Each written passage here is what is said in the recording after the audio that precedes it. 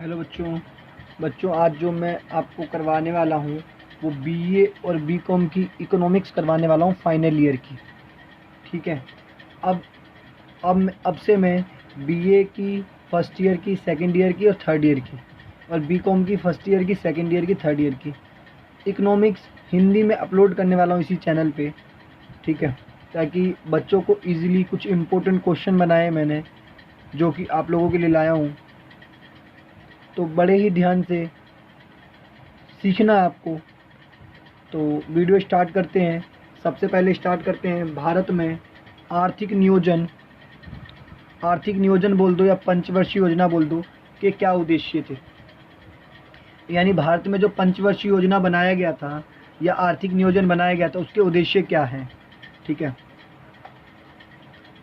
तथा आर्थिक नियोजन की विफलताओं, यानी आर्थिक नियोजन की जो विफलता है, यानी आर्थिक नियोजन की क्या विफलता है, यानी धीमी प्रगति के क्या कारण है। या विफलता बोल दो या धीमी प्रगति बोल दो, यानी प्रगति कम होना, एक ही बात है। ये दो क्वेश्चन है, एक ही क्वेश्चन में दो क्वेश्चन है। एक तो उद्देश्य पूछ रहा है और दूसरा पूछ रहा है आपका उसका आर्थिक नियोजन की विफलताएं। तो पहले तो मैं आर्थिक नियोजन का उद्देश्य बताता हूँ। भारत में आर्थिक नियोजन के उद्देश्य, भारत में आर्थिक नियोजन के उद्देश्यों को दो भागों में बांटा गया है, दीर्घकालीन उद्देश्य और अल्पकालीन उद्देश्य। पहले हम दीर्घकालीन उद्देश्य की बातें कर लेते हैं, सीख लेते हैं कि दीर्घकालीन उद्देश्य क्या है। तो दीर्घकालीन उद्देश्य में सबसे पहले आता है आर्थिक समृद्धि, यानी इकोनॉमिक्स ग्रोथ, यानी इसका मतलब होता है विकास। ठीक है। और विकास का मतलब होता है, हमेशा याद करना, विकास का मतलब होता है कि जीडीपी, यानी हमारे देश में जब जीडीपी बढ़ेगी तो यानी हमारे देश में क्या होगा, आर्थिक समृद्धि ज़्यादा होगी। आपको समझ आ रही है बात। आर्थिक समृद्धि का मतलब है जीडीपी का बढ़ना। अगर जीडीपी बढ़ेगी तो आर्थिक समृद्धि होगी। आर्थिक नियोजन का पहला उद्देश्य, प्रमुख उद्देश्य आर्थिक समृद्धि को लक्ष्य को प्राप्त करना है। जीडीपी में निरंतर वृद्धि ही आर्थिक समृद्धि कहलाती है। मैंने आपको क्या बताया, जीडीपी में वृद्धि, लगातार वृद्धि होती है, यही इसका मतलब यही हुआ कि आर्थिक समृद्धि हो रही है। इसलिए प्रत्येक पंचवर्षीय योजनाओं में सरकार जीडीपी में वृद्धि का लक्ष्य जरूर तैयार करती थी। उस टाइम जब पंचवर्षीय योजना बनती थी तो आपको एक बात याद करना है, हर पंचवर्षीय योजना में सरकार ने क्या करा, जीडीपी का वृद्धि का उद्देश्य जरूर रखा। किस साल हमें क्या करना है, जीडीपी का उद्देश्य को बढ़ाना है।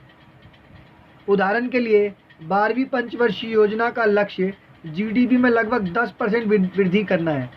12वीं पंचवर्षीय योजना जो थी वो आपकी 12 से 17 तक थी। ठीक है। अब 13वीं पंचवर्षीय योजना चल रही है जो कि 17 से 22 तक है। दूसरा कारण था दीर्घकालीन उद्देश्य का पूर्ण रोजगार, यानी पूर्ण रोजगार का मतलब बेरोजगारी को खत्म करना। ये दीर्घकालीन उद्देश्य है, जो भारत में अभी तक भी ये समस्या हल नहीं है। आप देख सकते हैं बेरोजगारी का स्तर कितना है, आप लोगों से छुपा नहीं है ये। भारत में बेरोजगारी की समस्या एक गंभीर समस्या है। इसे दूर करना प्रत्येक पंचवर्ष योजना का एक प्रमुख उद्देश्य रहा है। जब से भारत आज़ाद हुआ है, यानी 1943 से लेके, मगर पहली जो पंचवर्षीय योजना बनी थी 1 अप्रैल 1951 में। ठीक है।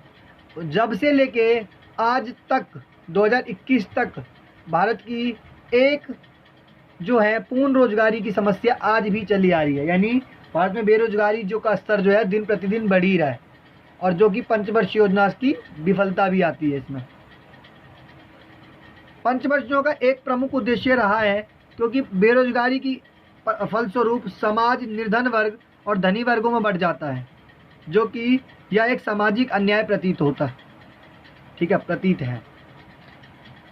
तीसरा पॉइंट है निर्धनता का उन्मूलन। भारत में जो है गरीबी जो है एक बहुत बड़ी समस्या है, किसी शराब से कम नहीं है गरीबी भारत में। मैं आपको डिटेल बता देता हूँ। निर्धनता भारत में एक गंभीर समस्या है और यह एक व्यक्ति के लिए अभिशाप भी है और पूरे संविधान के माथे पे कलंक है। यही कारण है कि छठी पंचवर्षीय योजना में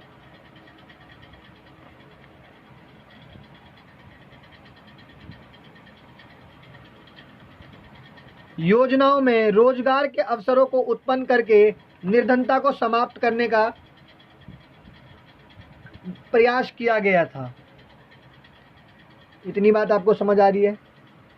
इसके बाद चौथा कारण जो है आधुनिकीकरण है। आधुनिकीकरण का मतलब टेक्नोलॉजी को अपनाना, नई नई उत्पादन करने के लिए नई नई चीज़ों का, आधुनिक मॉडर्नाइजेशन चीज़ों का उपकरण करना। आधुनिकीकरण मोटे तौर पर इसका अर्थ है कि अपने तकनीकी ज्ञान को बढ़ाना। हम जानते हैं कि उत्पादन में वृद्धि के लिए तकनीक में सुधार करना आवश्यक है। आजकल जो आधुनिक युग विज्ञापन का युग कहा गया, आजकल क्या है, आजकल विज्ञान का युग है तथा विज्ञान ने हमें कई नए उपकरण दिए हैं। उदाहरण के लिए 1967 में कृषि के क्षेत्र में हरित क्रांति जो हुई थी, ये क्या हुई थी वह आप देख सकते हैं। हमने किस किस चीज़ों का प्रयोग करा था। हमने उर्वरक का प्रयोग करा था, हमने आपका HYB सीड्स बीज का प्रयोग करा था, जिसकी वजह से हरित क्रांति जो है वो इतनी बड़ी सफलता मिली हमें हरित क्रांति के क्षेत्र में, यानी कृषि के क्षेत्र में। तीसरा, अब देखिए, अब दूसरा कारण, पहला उद्देश्य था दीर्घकालीन उद्देश्य, अब है अल्पकालीन उद्देश्य। तो भारत में पहली योजना जो बनी थी वो 1 अप्रैल 1951 से लेके 56 तक 5 सालों का नाम ही है पंचवर्षीय योजना, यानी 5 सालों तक। तो 51 से 56 थी पहली योजना। उसमें क्या उद्देश्य था सरकार का? कृषि में उत्पादन में वृद्धि तथा आय तथा धन की असमानता का कम करना। कृषि के उत्पादन में वृद्धि, ये बात तो आपको समझ आ गई, मगर आय तथा धन की असमानता आपको समझ नहीं आ रही होगी। इसका मतलब होता है कि अमीर और गरीब की खाई जो थी उसको भरना। उसके लिए सरकार ने क्या करा, अमीरों से कर लगा दिया अमीरों पे, और गरीबों को वो एक आर्थिक सहायता के रूप में देने लग गए, जिससे कि अमीर और गरीब की जो असमानता हो ज़्यादा ना बढ़े। दूसरी योजना जो है आपकी वो 1956 से लेकर 1961 तक थी। इसमें इस योजना का जो अल्पकालीन उद्देश्य था औद्योगिक उत्पादन को बढ़ावा देना, यानी टेक्नोलॉजी का उत्पादन करना, टेक्नोलॉजी से उत्पादन करना, जिसे ही हरित क्रांति कहा गया। तीसरी योजना 1961 से लेकर 66 तक खाद्यान्नों के उत्पादन में वृद्धि हुई। इस उद्देश्य में क्या हुई? उत्पादन में वृद्धि हरित क्रांति के क्षेत्र में, और रोजगार के अवसरों में वृद्धि हुई। इस योजना की प्राप्ति थी। चौथी योजना 3 साल बाद हुई थी, 66 से फिर 3 साल का गैप हुआ था, कोई योजना नहीं बनी थी, ठीक है। तो 1969 से 74 तक चौथी योजना थी। इस योजना का देख सकते हैं हम, इस योजना का क्या उद्देश्य है? तो आर्थिक समृद्धि की प्रक्रिया को बढ़ावा देना और कीमतों में स्थिरता लाना, यानी कीमत ना बढ़े जल्दी, है ना। अगर किसी चीज़ की कीमत जल्दी, यानी मुद्रास्फीति की स्थिति ना आए, यानी किसी चीज़ की कीमत ना बढ़े जल्दी। पंचवर्षीय योजना की 5वीं योजना जो थी वो थी 1974 से 1979 तक, यानी 79 तक, 79 है ये, ठीक है। इसमें जो था लोगों के रहन सहन के स्तर को ऊंचा उठाना था। 5वीं योजना का जो उद्देश्य था, लोगों के रहन सहन का स्तर जो था वो ऊंचा उठाना सरकार का लक्ष्य था। छठी योजना 1 साल का गैप रहा, छठी योजना में 79 का गैप रहा, फिर बनी छठी योजना 80 में बनी। उसका क्या था? निर्धनता को समाप्त करना और आधारिक संरचना का विकास। 7वीं योजना कब थी? 1985 से 90 तक। इसका भी देखो, रोजगार के अवसरों को बढ़ाना और कृषि की उत्पादकता को बढ़ाना। आप लोगों को आसानी से समझ आ रहा है। रोजगार के अवसरों को बढ़ाना, रोजगार के अवसर कैसे बढ़ेंगे? उद्योगों के क्षेत्र में मशीन लगाई जाएगी, ठीक है, उत्पादन बढ़ाए जाएंगे। इसी से क्या होगा? रोजगार के जो अवसर है वो बढ़ेंगे। और कृषि की उत्पादकता को बढ़ाना, यानी कृषि के क्षेत्र में नई नई टेक्नोलॉजी लाना, नए नए उपकरण लाना, जिससे कि कृषि की उत्पादकता बढ़ेगी। HYB सीड्स का प्रयोग होना। 8वीं योजना, अब 8वीं योजना में भी 2 साल का गैप था। 90 से देखो 90 से अब डायरेक्ट 92 आ गया, 2 साल तक कोई योजना नहीं बनी।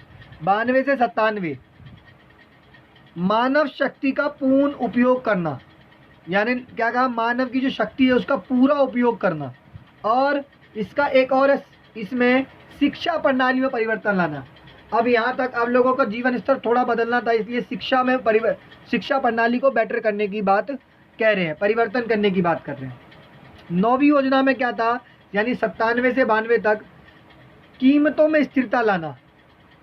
और इसका दूसरा जो उद्देश्य था, ग्रामीण क्षेत्र का विकास करना। जो ग्रामीण इलाके होते हैं उन क्षेत्र को उठाना, आगे बढ़ना, क्योंकि वो सब बहुत पिछड़ गए थे, वो लोग गाँव के जो ग्रामीण क्षेत्र में रहने वाले लोग थे। 10वीं योजना 2002 से 2007 जीवन की गुणवत्ता को बेहतर बनाना। इसका उद्देश्य जीवन की जो गुणवत्ता है उसको बेहतर बनाना है, लाइफस्टाइल अच्छा करना, लोगों का बेहतर करना। ठीक है। 11वीं योजना क्या थी, 2007 से 2012 तक सामाजिक क्षेत्र का विकास करना, यानी सामाजिक क्षेत्र का विकास करना। और 12वीं योजना जो थी वो 2012 से 2017 तक थी, वो स्वास्थ्य सेवाओं का विकास करना। ये जो मैंने आपको बताया ये अल्पकालिक योजना थी, अल्पकालीन उद्देश्य थे। ठीक है। अब जो चल रही है 13वीं योजना चल रही है 2017 से लेके 2022 तक की, तो वो आप देख लेना और उस उद्देश्य लिख लेना यहाँ पे। आर्थिक नियोजन की विफलताएं, उद्देश्य तो समाप्त हो गए। अब आर्थिक नियोजन की क्या है, समस्याएं बता रहा हूं मैं आपको। तो पहला, जीवन स्तर में बहुत कम वृद्धि हुई, यानी लोगों का जीवन स्तर जो बढ़ा वो बहुत कम बढ़ा। ये विफलताएं बता रहा हूं मैं उसकी। ये किसकी बता रहा हूं, आर्थिक नियोजन की या पंचवर्षीय योजना की। भारत में 5वीं पंचवर्षीय योजना का मुख्य उद्देश्य लोगों को जीवन स्तर को ऊंचा उठाना, परंतु वास्तव में हुआ जीवन स्तर ऊंचा उठना तो दूर रहा, अभी तक लोगों की जीवन रक्षक आवश्यकताओं को पूरा नहीं किया जा सकता।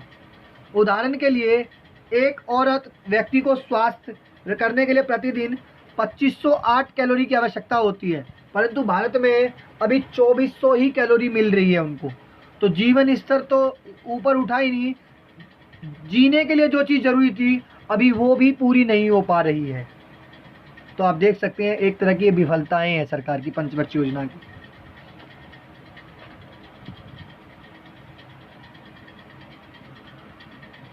कैलोरी भोजन प्रतिदिन प्राप्त होता है 2400 कैलोरी।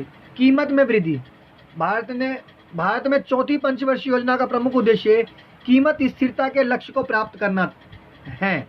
यानी आपने देखा होगा चौथी योजना में क्या थी, देख सकते हैं आप, कीमत में स्थिरता लाना। अब लक्ष्य को प्राप्त करना था, परंतु लगभग सभी योजनाओं में कीमत में निरंतर वृद्धि हो रही है और 1951 से लेके आज तक कीमत लगातार बढ़ रही है, यानी सरकार रोक भी नहीं पा रही। केवल पहली योजना को छोड़ दिया जाए तो बाकी सभी योजनाओं में कीमत जो थी निरंतर बढ़ रही है। इतनी बात आपको समझ आ गई। बेरोजगारी में वृद्धि, अब 5वीं पंचवर्षीय योजना में आप देख सकते हैं लोगों का जीवन स्तर क्या था, बेहतर करना था। तो भारत की प्रत्येक पंचवर्षीय योजना के दौरान बेरोजगारी कम करने के स्थान पर लगातार बढ़ रही है। हर एक 5 वर्ष में सरकार ने इस बात पे जोर दिया, जब पंचवर्षीय योजना बना रहे थे सरकार, तो उन्होंने इस बात पे जोर दिया कि हम क्या करेंगे, बेरोजगारी में कमी करेंगे।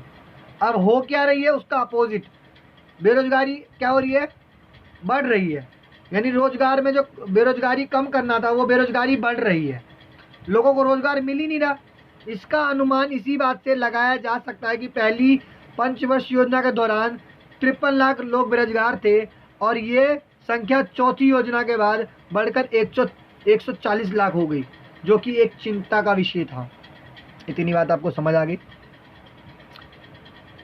और इसका चौथी विफलता देखो, आधारिक संरचना का कम विकास, ऊर्जा, परिवहन, संचार आदि अर्थात आधारिक संरचना के मुख्य घटक है। इसी प्रकार शिक्षा, स्वास्थ्य, आवास, सामाजिक आधारिक संरचना के मुख्य उद्देश्य घटक है, यानी आधारिक संरचना के मुख्य उद्देश्य। परंतु योजना की अवधि में दोनों संरचनाओं को कोई विशेष प्रभाव या विशेष विकास नहीं हो पाया, जिसके फलस्वरूप अर्थव्यवस्था के औद्योगिक क्षेत्र अपने निर्धारित लक्ष्य को प्राप्त नहीं कर सकते। उदाहरण के लिए बिजली की कमी के कारण उद्योग के उत्पादन में कमी आई, यानी बिजली की कमी के कारण क्या हो गई, उद्योगों का क्षेत्र का विकास कम हुआ।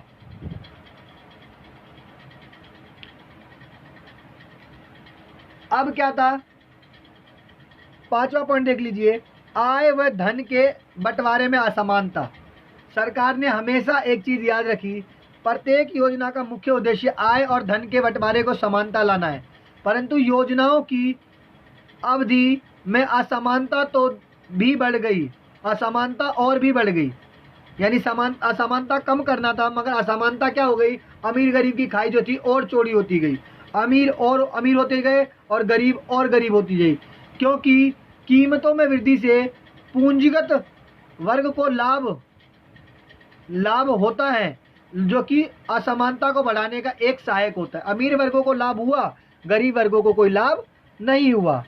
अकुशल प्रशासन, UNO United state of nation की एक रिपोर्ट के अनुसार भारत की योजनाओं की एक मुख्य कमी उनके कार्यकरण से संबंधित है। योजनाएं तो काफ़ी सोच समझकर बनाई जाती है, परंतु अकुशल प्रशासन के कारण योजनाओं के लक्ष्य पूरे नहीं होते। आज के लिए इतना ही, ये फर्स्ट क्वेश्चन बनाया है मैंने।